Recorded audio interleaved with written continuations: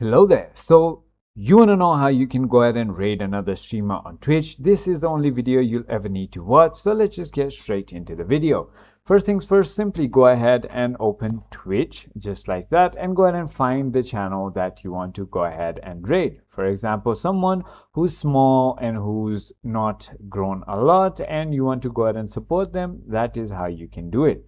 But I don't really have anyone like that at the moment. I'm just going to go ahead and select the biggest streamer of all time. So I show speed.